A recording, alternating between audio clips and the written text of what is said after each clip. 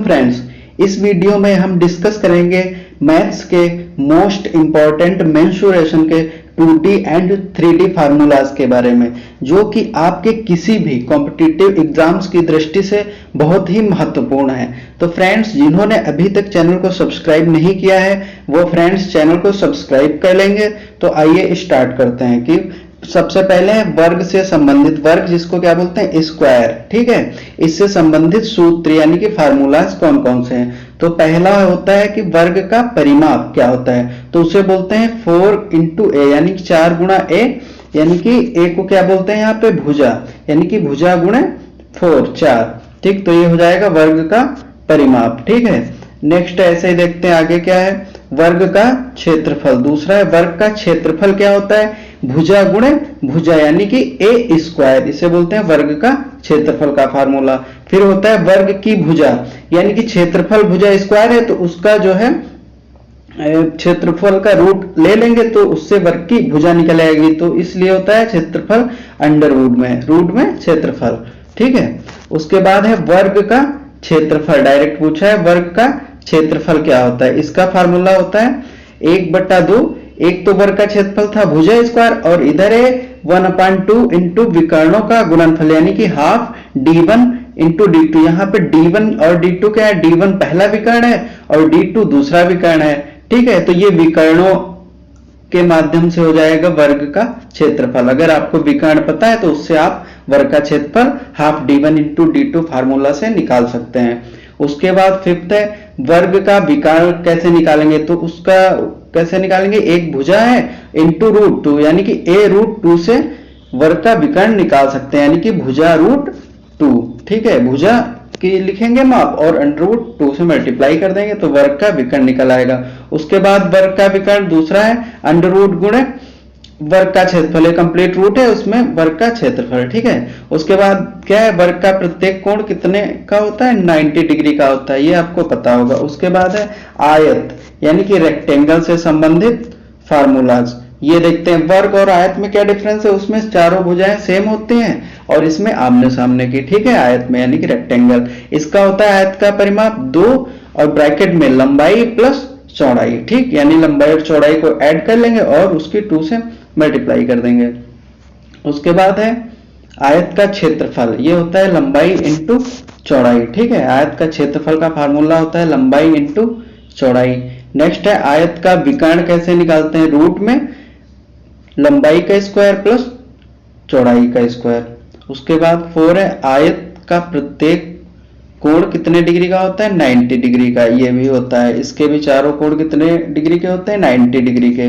उसके बाद वृत्त है, वृत्त से संबंधित सूत्र जिसे सर्कल बोलते हैं। वृत्त का क्षेत्रफल होता है पाई आर स्क्वायर, जहां पे आर क्या होती है, रेडियस, ठीक है। और पाई की वैल्यू आपको पता ही होगा 22/7। और यहाँ पे वृत्त का व्यास d इक्वल्स टू 2r, यानी कि रेडियस का डबल कर देंगे, ये यहाँ से ये रेडियस r हो जाएगी और इसका d निकालना है तो एक यहाँ पे इसको भी सीधा कर देंगे, ये भी रेडियस, तो यानी कि 2r हो जाएगा। फिर वृत्त की परिधि, परिधि मीन्स जैसे ये वृत्त है तो ये इसके बाहर का ये पूरा परिधि, तो इसका फार्मूला होता है 2πr। वृत्त की परिधि का फार्मूला होता है 2πr या πd भी होता है। πd कैसे होता है, क्योंकि 2πr है और 2r को क्या लिख सकते हैं, d, तो ऐसे हो जाएगा πd, ठीक है। ये वृत्त की परिधि हो गई। इसके बाद है वृत्त की त्रिज्या। वृत्त की त्रिज्या का फार्मूला होता है अंडरवुड वृत्त का क्षेत्रफल अपॉन पाई। उसके बाद है अर्धवृत्त की परिधि, ब्रैकेट में पाई आर प्लस 2r। फिर है अर्धवृत्त का क्षेत्रफल, यानी कि पाई आर स्क्वायर अपॉन 2, ठीक है, ये अर्धवृत्त का हो जाएगा। उसके बाद है समलंब चतुर्भुज, यानी कि ट्रेपेजॉइड से संबंधित सूत्र। ये क्या होते हैं, समलंब चतुर्भुज। देखिए समलंब चतुर्भुज का क्षेत्रफल होता है हाफ 1/2 समांतर भुजाओं का योग इंटू ऊंचाई, ब्रैकेट में वो भी, ठीक है। उसके बाद समलंब चतुर्भुज का परिमाप P इक्वल्स टू होता है a plus B plus C plus D, यानी कि ए बी सी डी इसकी चारों भुजाएं, इनको ऐड कर देंगे तो उससे समलंब चतुर्भुज का परिमाप निकल के सामने आ जाएगा। उसके बाद होता है समचतुर्भुज। आइए देखते हैं समचतुर्भुज यानी कि रोम्बस, इससे संबंधित सूत्र है समचतुर्भुज का क्षेत्रफल होता है आधार इंटू ऊंचाई। दूसरा है समचतुर्भुज का क्षेत्रफल 1/2 पहला विकर्ण इंटू दूसरा विकर्ण, हाफ पहला विकर्ण इंटू दूसरा विकर्ण, ये अगर जो आपके विकर्ण दिए गए हैं उससे समचतुर्भुज का क्षेत्रफल निकालने का फार्मूला ये होता है। उसके बाद है समचतुर्भुज का परिमाप निकालेंगे, तो क्योंकि इसकी भुजाएं सेम होते हैं तो 4 इंटू भुजा यानी कि 4 गुणे भुजा, ये हो जाएगा समचतुर्भुज का परिमाप। अब है समबाहु त्रिभुज यानी कि इक्विलेटरल ट्रायंगल से संबंधित सूत्र क्या होते हैं। देखिए समबाहु त्रिभुज का क्षेत्रफल होता है √3/4 गुणे भुजा स्क्वायर, ठीक है, √3/4 इंटू भुजा स्क्वायर। उसके बाद समबाहु त्रिभुज का शीर्ष लंब है √3/4 इंटू भुजा।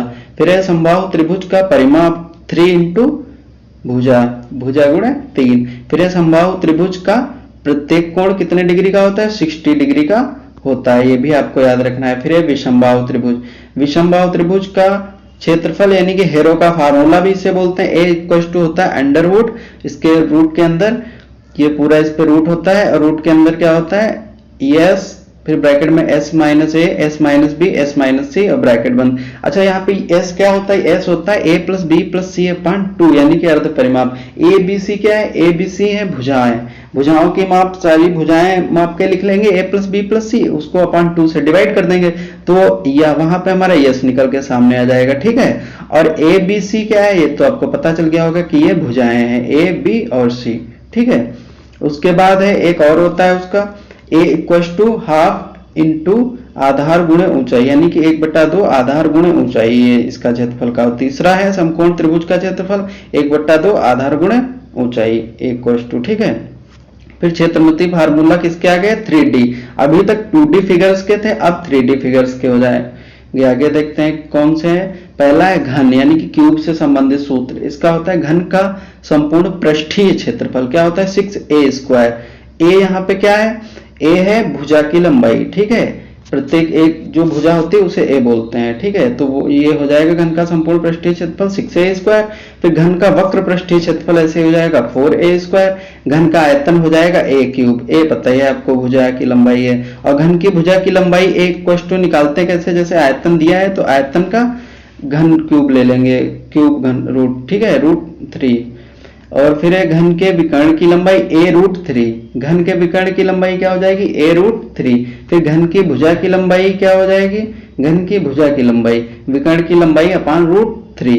फिर ऐसे ही घनाभ यानी कि क्यूबॉइड से संबंधित सूत्र यानी कि फार्मूलाज आ जाएंगे। क्यूबॉइड से संबंधित देखते हैं क्या है कि घनाभ का आयतन क्या होता है L × B × H, ठीक है।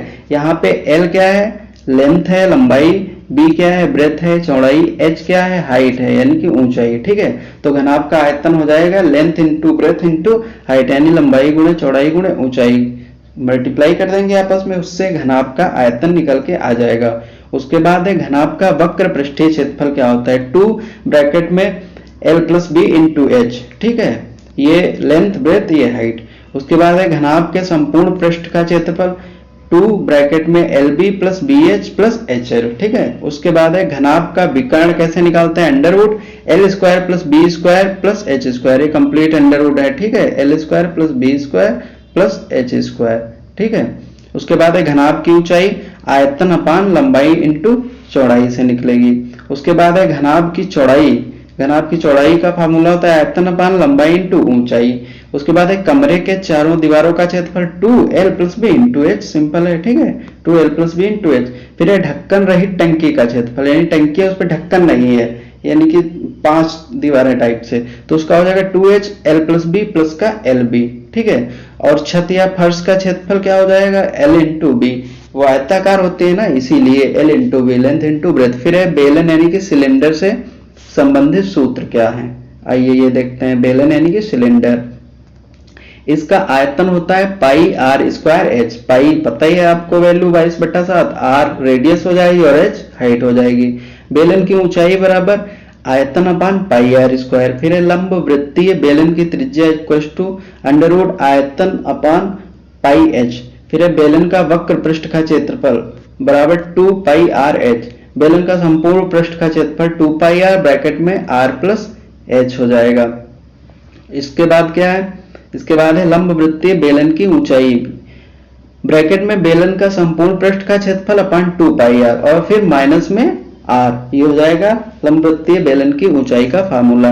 उसके बाद है लंब वृत्तीय बेलन का आधार का क्षेत्रफल है पाई आर स्क्वायर, क्या है पाई आर स्क्वायर। इसके बाद शंकु देखते हैं, शंकु यानी कि कोण से संबंधित सूत्र क्या है, शंकु का आयतन होता है 1/3 पाई आर स्क्वायर एच, ठीक है।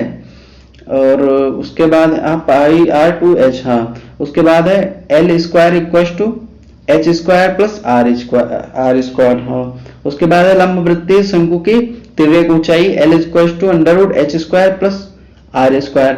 फिर है शंकु की ऊंचाई h equal to under root L square minus R square. फिर है शंकु की आधार की त्रिज्या equal to under root L square minus H square, ठीक है। फिर है शंकु के वक्र पृष्ठ का क्षेत्रफल पाई आर एल, शंकु के वक्र पृष्ठ का क्षेत्रफल हो जाएगा पाई आर एल। इसके बाद लंबवृत्तीय शंकु के संपूर्ण पृष्ठ का क्षेत्रफल पाई आर एल प्लस आर। फिर शंकु के आधार का क्षेत्रफल पाई आर स्क्वायर हो जाएगा। फिर गोला देखते हैं, गोले का वक्र पृष्ठ का क्षेत्रफल क्या होता है 4 पाई आर स्क्वायर होता है, ठीक है। गोले के वक्र पृष्ठ का क्षेत्रफल आयतन 4/3 यानी कि 4/3 पाई आर क्यूब। फिर है अर्ध गोले के वक्र पृष्ठ का क्षेत्रफल 2 पाई आर स्क्वायर, किसी अर्ध गोले के संपूर्ण पृष्ठ का क्षेत्रफल 3 पाई आर स्क्वायर, और अर्ध गोले का आयतन होता है 2/3 पाई आर क्यूब, ठीक है 2/3 पाई आर क्यूब। तो यहाँ पे हमारे सारे 2D और 3D से संबंधित मोस्ट इंपॉर्टेंट जो कि आपके कॉम्पिटिटिव एग्जाम्स की दृष्टि से बहुत ही इंपॉर्टेंट फार्मूले हैं सारे फिनिश होते हैं। और यह वीडियो अगर आपको हेल्पफुल लगी हो और पसंद आई हो तो प्लीज चैनल को सब्सक्राइब कर लें, लाइक करें और हाँ कमेंट में अपनी राय अवश्य दें। बहुत बहुत धन्यवाद।